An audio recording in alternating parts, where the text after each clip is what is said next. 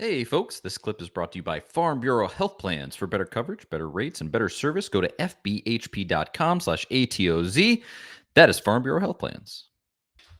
All right, we are back for another midweek segment. I'm Charlie Burris. That is Zach Reagan, as always, here on the Big Orange Podcast, the A to Z Sports Big Orange Podcast. And I'm glad we got to do this, Zach, because I don't know if we talked about it actually on air on this week's show. I know we talked about it off air, but I basically said to you, if Tennessee wins, we're going to do a follow-up show. Tennessee wins against Alabama in basketball, we're going to do a follow-up show. And I'm glad because here we are doing a follow-up show, and that means the Tennessee Volunteers took down Alabama last night in Thompson Bowling Arena. Man, it was a hell of a game. I was there. And that was just, I guess I would say it was exactly what I wanted to see after last week. It was the perfect follow-up for a bunch of different reasons. But you watched the game from home, Zach. What were your initial thoughts?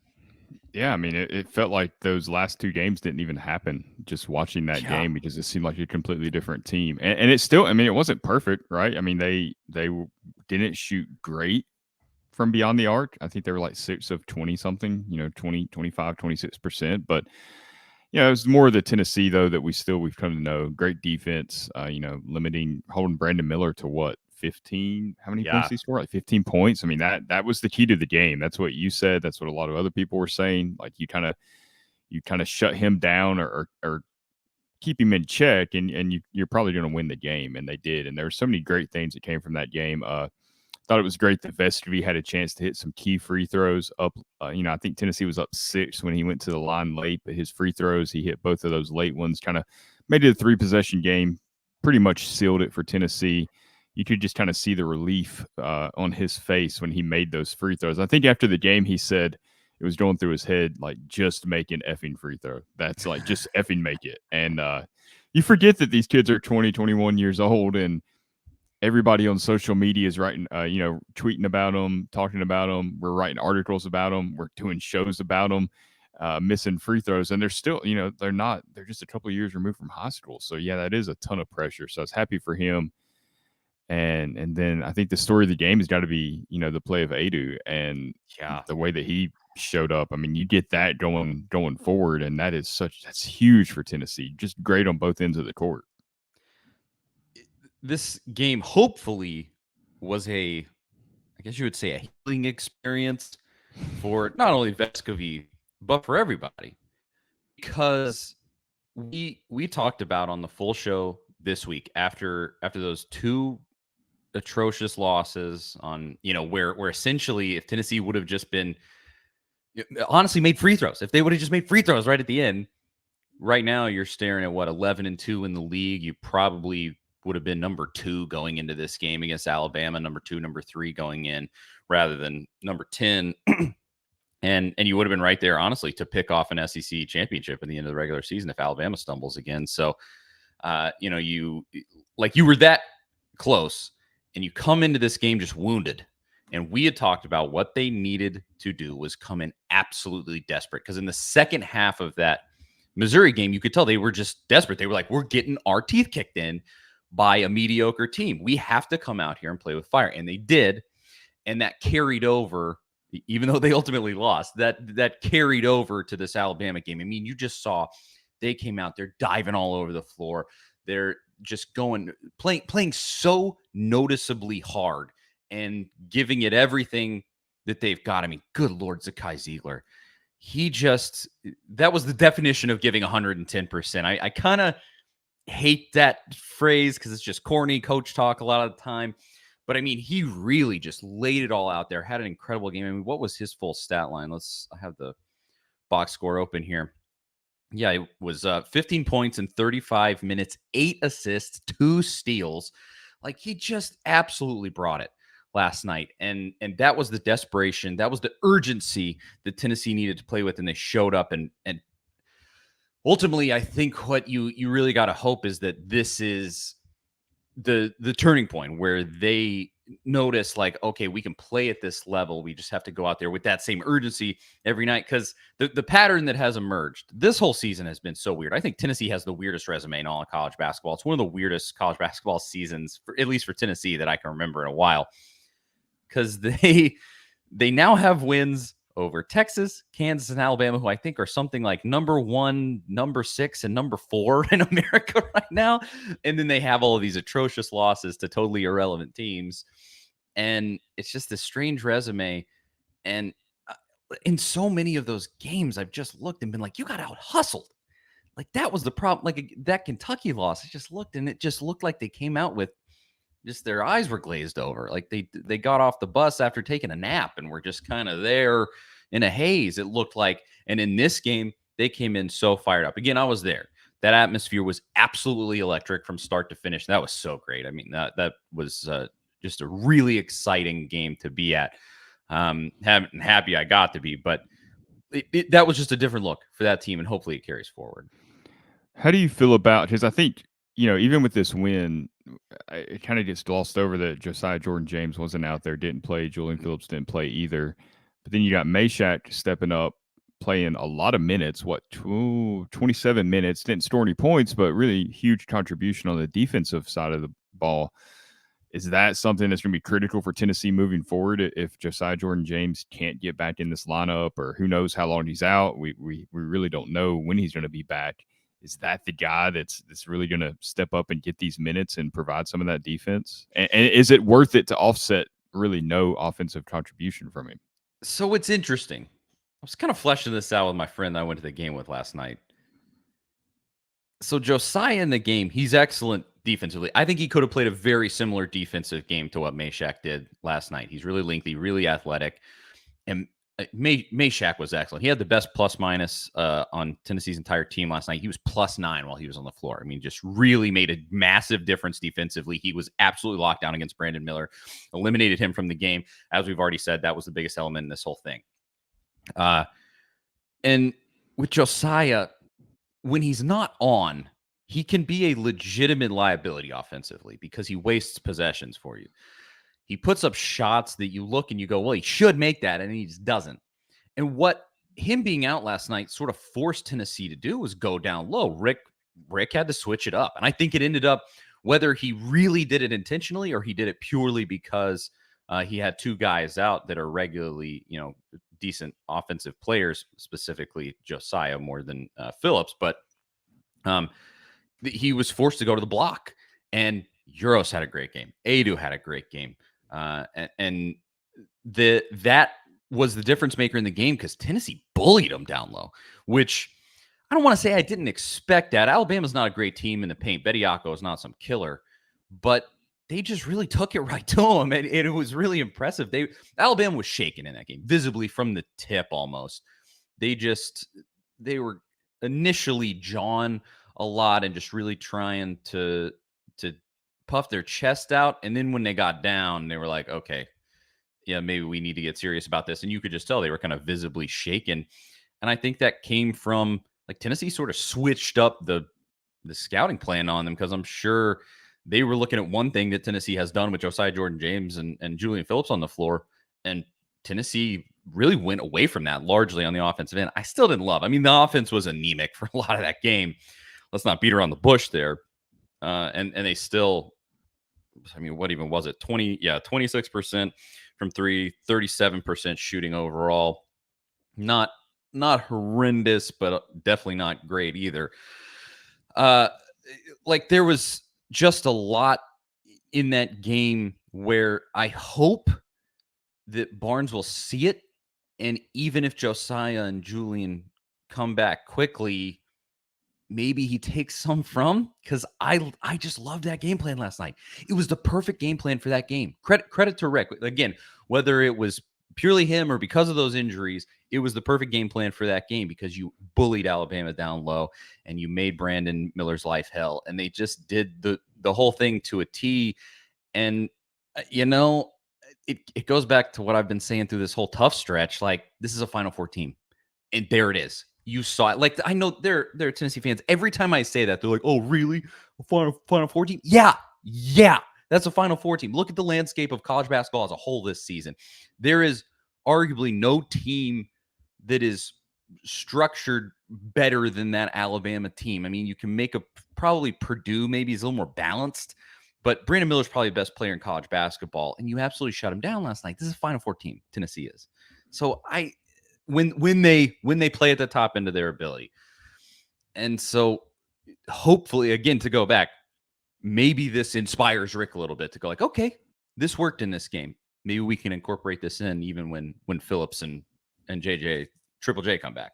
Yeah, that's what I'm really interested to see what happens against Kentucky on Saturday. I don't think Josiah Jordan James plays against Kentucky either. I don't think he was really close to playing at all against Alabama.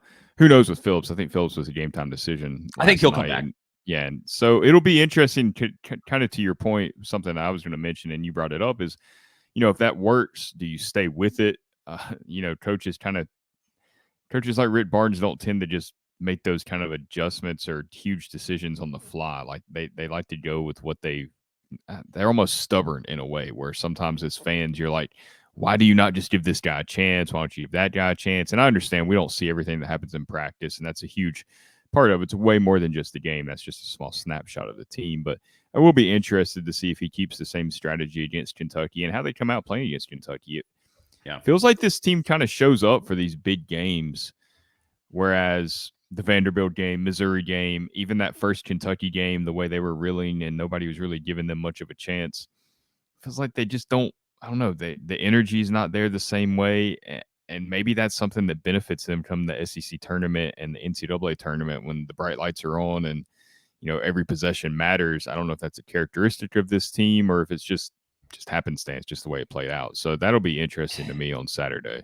Yeah, it's kind of strange. Like Tennessee, they really play up in those huge games, even the ones that they've lost, like Arizona at Arizona, incredibly tough game to win. And even in a game where I think Arizona really got a favorable whistle in that one, they still almost won that game.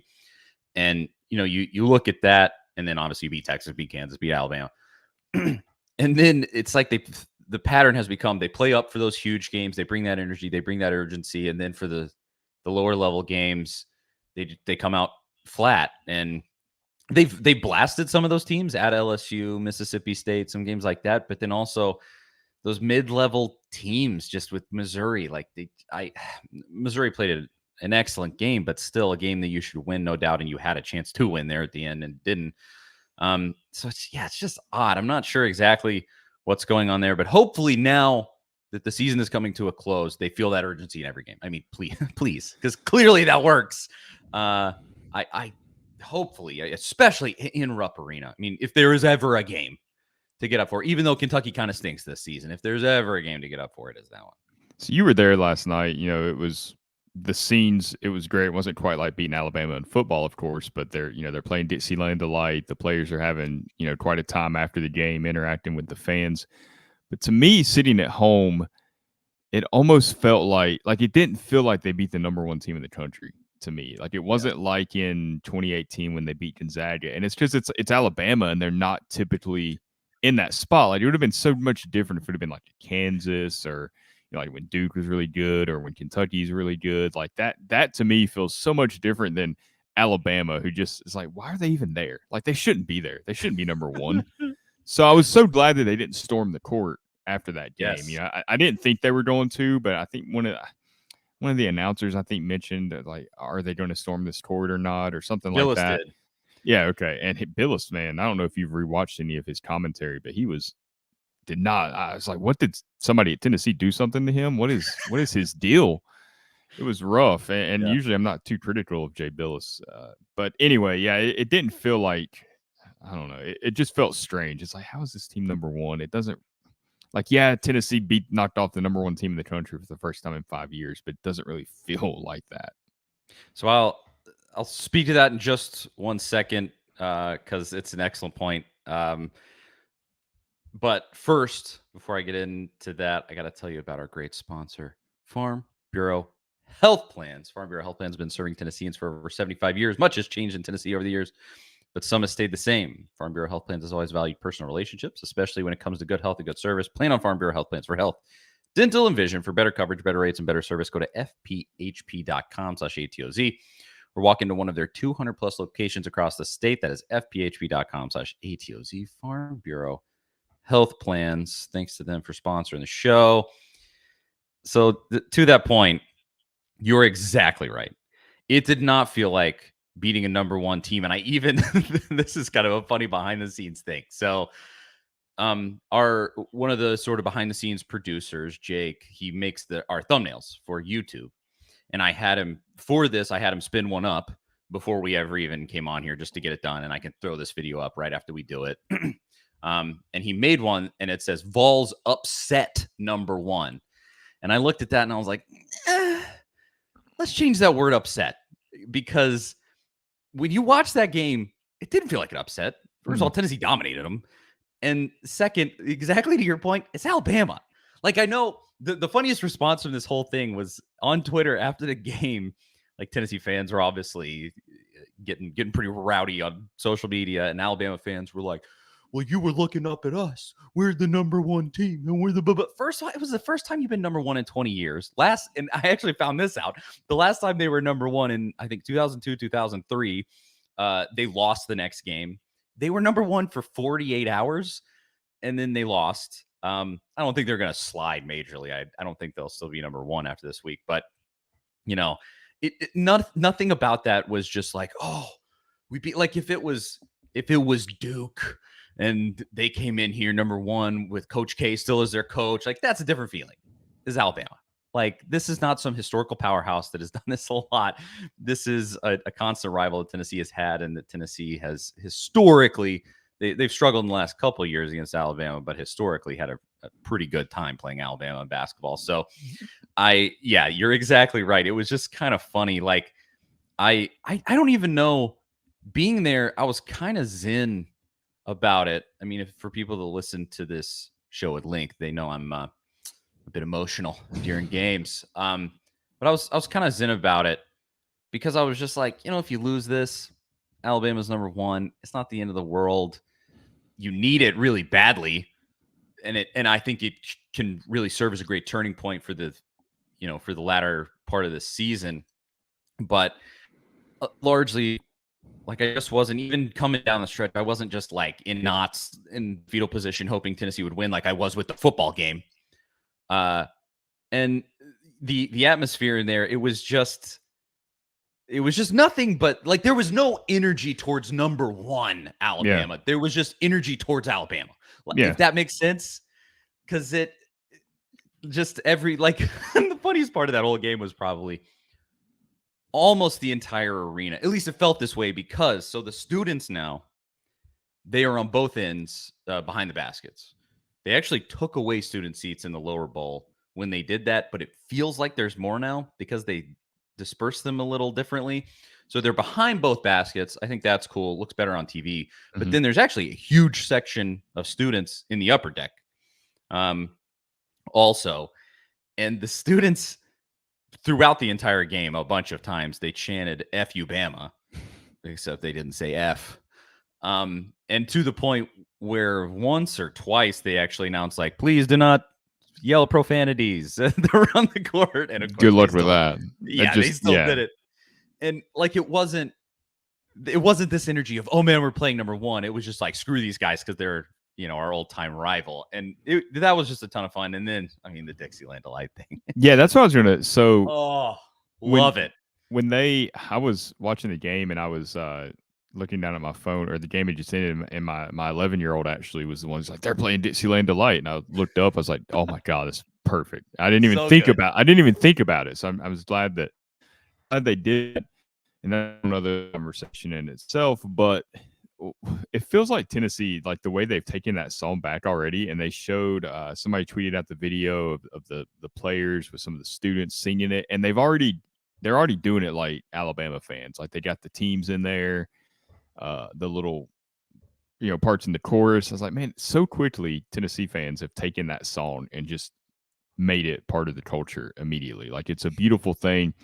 I hope they use it more often, not just against Alabama. But what was the energy like when that started playing inside Thompson Bowling? I mean, they started it up, and then everybody's filing out. because it was a typical into a basketball game, and then they started that up, and everybody was like, "Oh!" Like you could feel it kind of come around the stadium, and yeah, I mean, we stopped. Like I was ready to leave, and we stopped, and we were like, "Oh man, we gotta like take this in." I took some video. I posted some of it on Yeah. Twitter. And I mean, yeah, it's that is so good because it comes from the administration. Like that's Yeah, the no. funniest part. Like it is they're in on the joke and they're there to troll Alabama too. I mean, Danny White is the guy that claimed a national championship at UCF in Yeah, 2017. Like, we should have expected that he would have the pettiness and that he would have this kind of swagger about him to do this kind of stuff. And to, I mean, it's everything we could have dreamed of. It's amazing. seriously. But I to the point about the game, the way it felt, I said the way that I felt immediately after the game, it wasn't like, oh my God, they just knocked off number one. I can't believe they did that. It was, oh, good, they really needed that one. They needed yes. to win that game, and yeah, okay, they can move forward now. Like that was the entire feeling. There was no shock of knocking them off, like if you would have beat Georgia, last season in football. It was an absolute relief. Just very, very much like for the psyche of this team and just the end of the season too, because it really felt like coming into this final stretch, a very tough final stretch at Kentucky, at Texas A&M, who Texas A&M right now is actually ahead of Tennessee in the SEC standings. I don't know how many Tennessee fans realize that.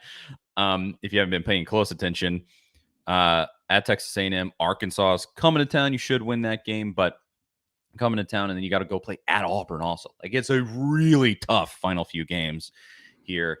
And if you didn't win this one, I mean, there's a fairly decent chance that you finish going in those final four games that I just mentioned. I mean, 1-3 probably. Oh, and you play South Carolina at home too. Sorry, I left that one out.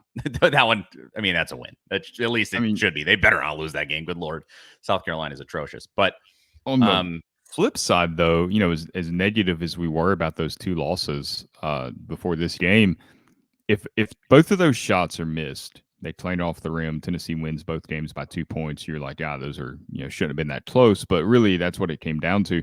If both those shots miss, even with the loss to Florida, I mean, you're right back in the number one conversation if you beat Kentucky. I mean, you're right there. So they're still the same team. It's like I said earlier in the week. It's those two shots have completely changed the way we view this team. Admittedly, I've let that happen to myself, and maybe that wasn't the wisest thing to do. You don't have all the information yet when you do that. I still do go, though, to the point that offensively, it's a struggle. It was last night, even, and that really scares me. But the thing with that is that you look across all of college basketball, and that's basically every team. Every team has that thing. Like Purdue is great, but actually their defense isn't great. Alabama last night, you saw the epitome of what could kill them in the tournament. Javon Quinterly is all over the place. That guy turned the ball over constantly in that game. He will, in my opinion, he will be the reason that Alabama gets bounced if they do. Like I bet they do. I bet they don't make it past the Sweet 16 just because they're so one dimensional with Brandon Miller. Is like if you can, they're going to key in on shutting that down. And I like the offense that they run, and to some extent, I wish Tennessee would do some of it. It's sort of this like almost like bum rush with the guards, and then they kick it out to the perimeter and shoot perimeter shots a lot. And Tennessee just defended it extremely well last night. But at the end of the day, it's all dependent on perimeter shots. And when Tennessee locked them down on the perimeter, specifically with Brandon Miller, he even still made a couple of pretty great shots in that game. But when it gets locked down and you eliminate Miller from the game and Javon Quinterly's just putting up garbage, they're in trouble. They're in serious trouble. And you saw it in that Oklahoma game. You saw it against Tennessee. I think you go back to the beginning of the season against UConn. They did that against UConn. And so they're not perfect by any stretch of the imagination. And so despite the fact that you look at Tennessee having serious offensive deficiencies, even in a win over Alabama, I mean, college basketball is so wide open this season. Any team could go. I won't be surprised if the Final Four is like a 5 seed, a 1 seed, a 8 seed, and a 2 seed, like just something weird like that. Because it is just really across the board goofy this season. And even more than, college basketball is one of the goofiest sports. But it's in particular this season, it is just wide open, I guess is probably the right way to phrase it. So, So, what are you your know, expectations for Saturday, Kentucky? I mean, that's you win this game against Alabama, and you've got another just emotional rivalry game on the road. What do what are you looking for? What do you think's going to happen? I do almost like that Kentucky won last night because if they lost, well, I don't know. If they lost, it might have been just soul crushing and like, oh, we're going to miss the tournament. Screw this. And they come in totally flat. Or But it could have been like last time. exactly. It could be like the last time Tennessee played them where they were coming off a loss to South Carolina in Rupp Arena, just or really one of the worst losses of Calipari's time at Kentucky. And they came in and they just played with fire. They played like they had been woken up from a sleep, and kind of like Tennessee last night. And so maybe it's good that they beat Mississippi State last night. Maybe they're feeling themselves a little bit. They're going like, okay, let's go in. We're going to beat Tennessee, and we'll make the tournament now, and we'll see what happens. And you could go in and just crush their dreams, hopefully. But the thing that has to happen, I go back to this: Tennessee has to come in with that urgency, that desperation, that energy that they brought last night because it was so powerful. They punched Alabama directly in the mouth, and Bama didn't know what to do. And you do that against this Kentucky team, they're going to flail even more than Bama did last night. So hopefully that is what they do. Will I say that Tennessee will win? I would, to me, it's kind of like this. I would give Tennessee like a 51% chance to win. It's like Tennessee's definitely the better team. And it's, I think having Phillips back, they really had to stretch that lineup last night. I think having Phillips back would be a nice depth add. Maybe Rick can take some away from the good post play against Alabama. Maybe, please. Hello, What do you Rick. think? Like, what about Walker's minutes? What do you feel about that after last night? It needs to be 10 minutes minimum, in my personal opinion. I think he's defensively a really solid matchup for Sheboy. Like he can at least go body on body, where I think Adu will probably get pushed around. I mean, Adu got pushed around in that game last night, despite having a really nice game. And so hopefully that would work. But Eurosh always comes to play against Kentucky. Like that just is, at least he has, this season he had the best game of his entire career against Kentucky already this season, because he's the guy that is right there against the last year's National Player of the Year down in the Mm-hmm. paint. And so, I mean, obviously, it's like against Alabama. Eliminate you away from the game, you're going to win. I kind of period. So, it's tough. It could go a lot of different ways. But Rick's had a penchant for winning in Rupp. What's he done it now? 3-4 times. So, Yeah. I mean, go ahead and go do it again, and you could effectively, very nearly eliminate them from the NCAA tournament if you win that game. God, I that'd don't be know if it beautiful. really will. I mean, they only have 2 quad 1 wins in the entire season, and But one is us. I mean, Kentucky's going to get that UNC Duke kind of treatment where they're going to get the edge over another team that might be slightly more deserving. I mean, we've seen it plenty of times in the past with some of those programs like that. So it's going to take a lot to knock them out of the tournament, I think. Yeah, because they sell a lot of tickets. They get a lot of eyeballs on TV, despite stinking. Which to me, I'd rather them get in and then lose in the first round. Like that to me is always the worst. I mean, it's like, oh, you made it, and then you get kicked out in the first round. But I Though it think would be fun to see them in the NIT. it would be super fun. If they I accepted always it. want to see them in the NIT. Yeah. But what really hangs in the balance in that game to some extent is specifically the line that you sit on in the SEC. It's really big for implications there. And you really want to get that bye in the SEC tournament, the double bye. Where are they at right now? They're third. It's Alabama, Texas A&M, Tennessee. I want to. It may be sole possession of third. Let me check. Here we go. Yeah, they're in sole possession of third. Auburn and Kentucky are right behind in fourth.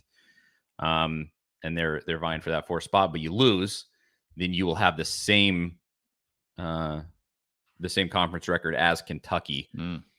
So how's that tiebreaker going to work? well, They Kentucky would split. win both. Oh yeah, they didn't split. That's right. Yeah. Oh But you yeah, could that would be Kentucky over them then. So this is that makes this game even more important beyond just needing to win.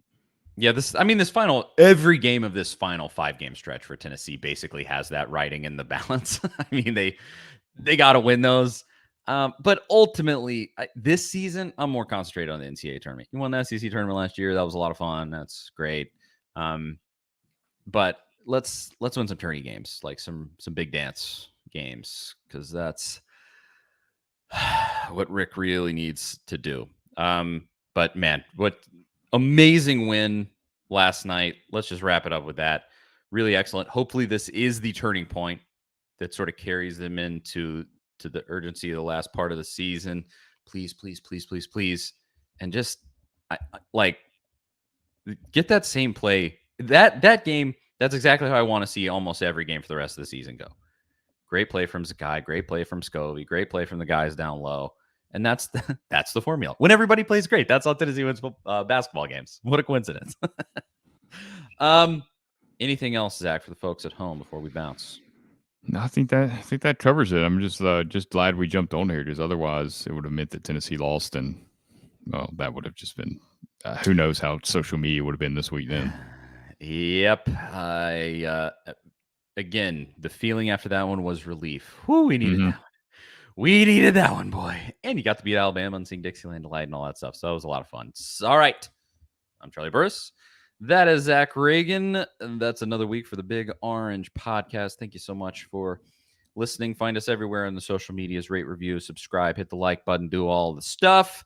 And we will talk to y'all next week. See you guys later.